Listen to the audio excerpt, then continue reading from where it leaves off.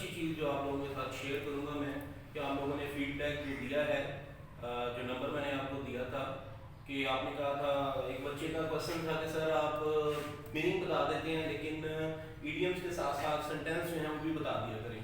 तो बेटा इंशाल्लाह ताला उसको हम साथ साथ आपके फीडबैक के साथ उसी तरीके से जिससे आप कंफर्टेबल होते हो उसी तरीके से हम लेकर चलते हैं इसको। तो आज मैंने अपना लेक्चर जो डिज़ाइन किया है वो बिल्कुल ऐसे किया है जैसे आप लोगों ने जो फीडबैक दिया हुआ है। इसके साथ साथ आप में से एक बच्चा था, उसका क्वेश्चन था कि सर बुक कौन सी आप रिकमेंड कर रहे हैं। बेटा आप कोई भी बुक ले सकते हो, लेकिन अगर आपके पास trend by professor Mansoor Nasir है तो that is a good book for you. ठीक है, ये एक अच्छी किताब है, इसको आप परचेज कर लीजिएगा। लेकिन अगर आपके कॉलेज या कोई भी चीज़ जो है वो आपको रिकमेंड करती है, देखो बेटा इस तरह एक ही चीज़ मैटर करती है। वो मैटर क्या करता है? कंप्लीट और करेक्ट, पूरा लिखो और सही लिखो, इस चीज़ के नंबर है। वहां पर एग्जामिनर नहीं पूछेगा आपने ट्रेंड की बुक इस्तेमाल की, आपने इनोवेटिव की बुक इस्तेमाल किया, आप पंजाब कॉलेज से आए हो, आप कनेट कॉलेज से आए हो, आप गवर्नमेंट कॉलेज से आए हो, कहाँ से आए हो। हर एक का एक ही पैटर्न होगा, आपने ठीक कितना लिखा है, और जितना ठीक लिखोगे उतने नंबर आप लोगों के आते जाएंगे। बेटा let's come to our business article की तरफ आते हैं बेटा कि आप सबसे पहले इडियम्स हम देखते हैं बेटा, मुहावरात जो अभी हमारे कंटिन्यू चल रहे हैं, इसके साथ साथ करेक्शन का पोर्शन जो है बेटा वो भी साथ साथ चलेगा। तो पहले देखते हैं डबल फेस। डबल फेस दोहरे म्यार वाला, ठीक है, मुनाफिक डबल चेहरे वाला, ठीक है। तो मुंह पर कुछ पीछे कुछ जो हो जाता है, ऐसे शख्स को डबल फेस कहा जाता है। Most of the people are double face nowadays. आजकल के मटेरियलिस्टिक दौर के अंदर, मादी दौर के अंदर ज्यादा लोग उन्हीं के साथ रिलेशन रखते हैं जिनके साथ कुछ फायदा होता है, जिन्हें उनसे कोई फायदा नजर आ रहा होता है, उनके साथ रिलेशन रखते हैं। आजकल लोगों का जो है वो स्टैंडर्ड जो है वो बहुत ज्यादा इस तरीके का हो गया, डबल फेस हो गया होगा। आपसे काम है तो आपको सलाम भी करेंगे, काम नहीं है तो मुश्किल हो जाता है मिलना लोगों के लिए। तो ये most of the people are double face nowadays. आजकल के दौर में ज्यादातर लोग डबल फेस ही मिलते हैं। नो डाउट अच्छे लोग भी दुनिया के अंदर मौजूद हैं, जिनकी वजह से दुनिया का निजाम चल रहा है। सारे एक जैसे नहीं है, सारे नेक भी नहीं है, सारे बाद भी नहीं है, लेकिन मेजोरिटी की बात की जा रही है। Cast pearl before sowing. Cast pearl before sowing कहते हैं बेटा भैंस के आगे बीन बजाना।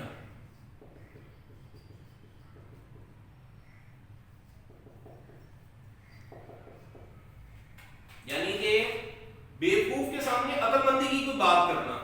आप जितनी मर्जी अकलमंदी की बात कर लो, लेकिन अगर सुनने वाला बेवकूफ शख्स है तो आपका बोलना, आपका बताना बिल्कुल बेकार है।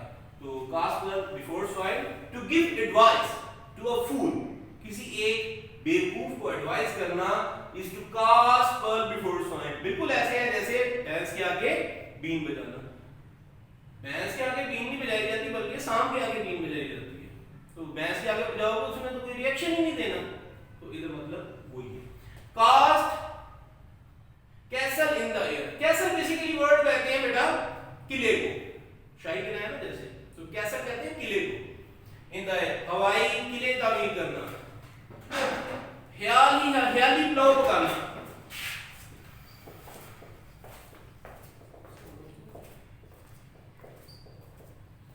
शेषी जैसे ख्याली पुलाव पकाता था ना, कैसे वो मुर्गी के अंडे लेकर उसके आगे पोल्ट्री फार्म बनाकर फिर उसके अंडे निकलवाकर फिर मुर्गियां बनाकर, तो काफी अपने आप को करोड़पति समझ रहा था। तो कैसल इन द एयर उसी से वर्ड है, हवाई के लिए बनाना, ख्याली पुलाव पकाना। Do not build castle in the air. Real life के अंदर कभी ख्याली पुलाव मत पकाओ, बल्कि रियलिटी को फेस करते हुए आप आगे बढ़ो। क्रोकोडाइल टीयर्स, ये नॉर्मल हर किसी को पता है क्रोकोडाइल टीयर क्या होता है, झूठ मूठ का रोना। मगरमच्छ के आंसू, ठीक है। तो she is shedding crocodile tears over the death of her step mother.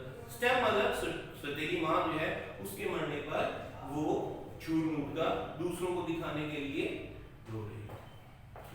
Cry over spilled milk. ये आप लोगों ने अक्सर शुरू से मुहावरा पढ़ते आ रहे हैं कि क्राई ओवर स्पिल्ड मिल्क, अब पछताए क्या हो जब चिड़ियां छूट गई खेत।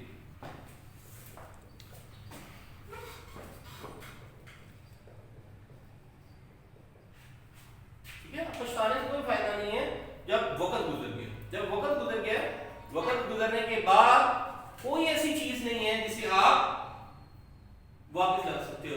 वंस अ टाइम क्रॉस, जब एक टाइम गुजर जाता है it is useless for us. तो there is no use to try और स्पीड में वक्त गुजरने के बाद पछताने का कोई फायदा नहीं होता। तो अभी आपको अगर इसमें कोई चीज कंफ्यूज कर रही हो तो आप लोगों के पास नंबर है मेरा, आप डिस्कस कीजिएगा। Come to our next session. Next correction का आप में से एक बच्चे का एक ये भी क्वेश्चन था कि सर करेक्शन हमें ऑब्जेक्टिव टाइप में आता है। बिल्कुल बेटा, आप लोगों को ऑब्जेक्टिव टाइप के अंदर ही आता है। आप लोगों को एक लाइन ऊपर लिखी हुई आती है, नीचे 4 ऑप्शंस दिए हुए होते हैं। ऊपर वाली लाइन गलत होती है, नीचे वाली 4 लाइनों के अंदर भी 3 लाइनें गलत है, उनमें से एक लाइन ठीक होती है। ठीक है, अब वो आपने लाइन ढूंढनी है। और वो लाइन कैसे ढूंढेगी? जब आपको करेक्शन के असूल पता होंगे, प्रिंसिपल्स पता होंगे। जब फॉर्मूला पता होगा ना कि ये वर्ड आएगा तो इस वर्ड की ये गलती बीच में मौजूद होती है। मैंने आपकी सहूलत के लिए आज ये क्या किया है कि उन वर्ड्स को मैंने अंडरलाइन तो नहीं किया, उनको बॉक्सेस के अंदर लिख दिया, ताकि जब ये वर्ड किसी सेंटेंस में यूज हो तो उस सेंटेंस को की करेक्शन का पहले से आपको इल्म हो जाता है कि ये वर्ड अगर जुमले में आएंगे तो ये करेक्शन के काबिल हैं या इनकी वजह से जुमले में गलती हो सकती है। ठीक है, अभी देखते हैं कैसे। He is a man of principles. Man of principle असूल का शख्स कहते हैं, लेकिन मैन ऑफ प्रिंसिपल वर्ड होता है, नॉट प्रिंसिपल। असूल का शख्स, असूल पसंद शख्स जो होता है ये प्रिंसिपल होता है। PAL एंड पे लिखोगे ना तो वो कॉलेज का प्रिंसिपल बन जाता है। ठीक है, तो प्रिंसिपल्स वर्ड नहीं होता, मैन ऑफ प्रिंसिपल वर्ड होता है। ठीक है, असूल पसंद शख्स। He gave me an advice। अगर वोवल साउंड को देखते हुए देखें तो ये जुमला ठीक लिखा हुआ है। वोवल साउंड क्या होता है? हर वो लफ्ज जिसको अदा करते हुए अलिफ या आइन की आवाज पहले निकलती है, अलिफ या आइन की आवाज देने वाले। अब ये जरूरी नहीं है बेटा कि A, E, I, O और U ये वोवल वर्ड ही हो, ये बड़ा बेस कॉन्सेप्ट है।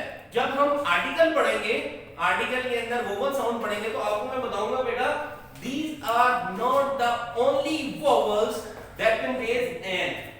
कुछ ऐसे भी वर्ड है जो इन सब से हटने हैं लेकिन उनके साथ भी एन आता है। उनके साथ कैसे आ सकता है? उसके लिए सिर्फ एक निशानी है, अलिफ और आइन की आवाज के साथ एन लगता है। अब वो कोई भी अल्फाज दे दो, मसलन एक मैं एग्जांपल देते हुए आगे जाऊंगा क्योंकि ये मेरा टॉपिक नहीं है इसलिए। तो मसलन ये वर्ड है एच, पढ़ते हुए अक्सर ये साइलेंट हो जाता है। कब?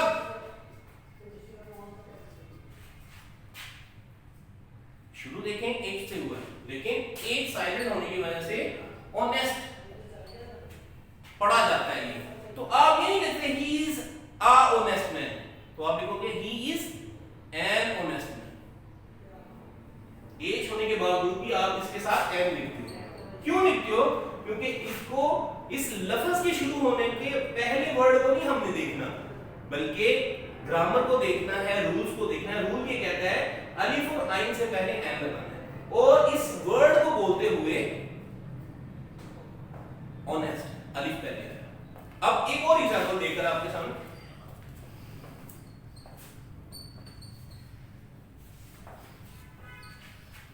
आपके पुराने पढ़ने के तरीके के मुताबिक A, E, I, O, U वो वर्ड है जिनके साथ वोवल आता है, एन लगना चाहिए। अब कभी आपने सुना एन यूनिवर्सिटी? नहीं सुना होगा क्योंकि एन यूनिवर्सिटी होती नहीं है।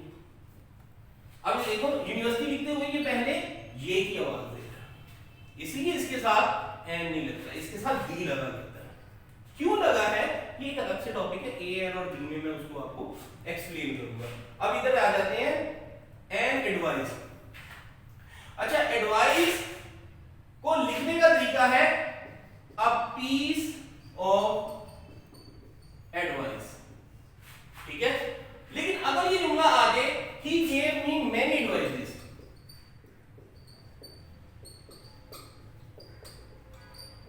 तब भी ये जुमला गलत है क्योंकि एडवाइजेस वर्ड एग्जिस्ट ही नहीं करता इंग्लिश के अंदर। ठीक है, एडवाइजेस वर्ड एग्जिस्ट ही नहीं करता। तो आप एडवाइस जहां पर लिखा होगा आपने देखना है क्या ये वर्ड लिखा हुआ है?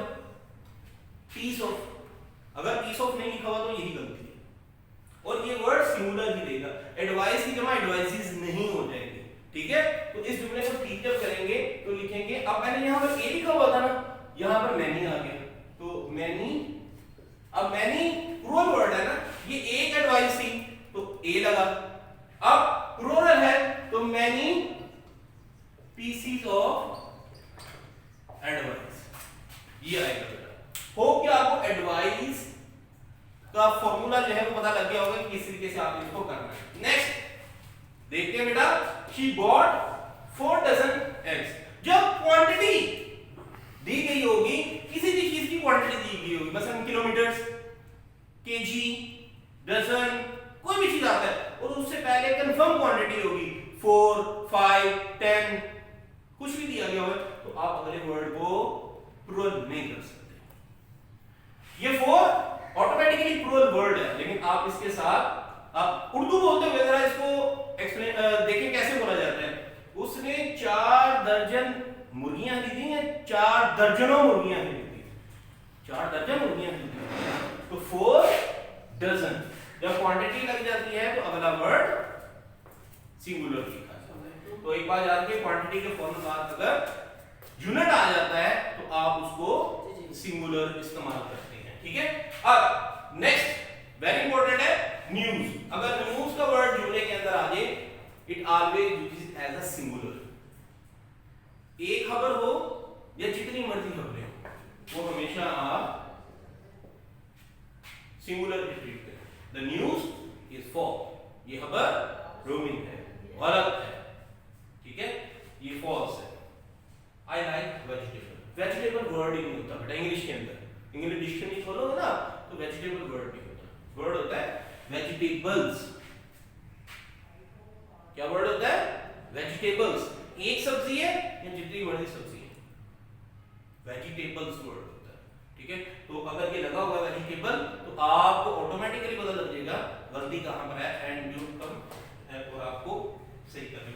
We should help the poors. अब यहां पर मैं आपको बता दूं कि ये दी के फौरन बाद अगर एक पूरी कम्युनिटी का जिक्र हो,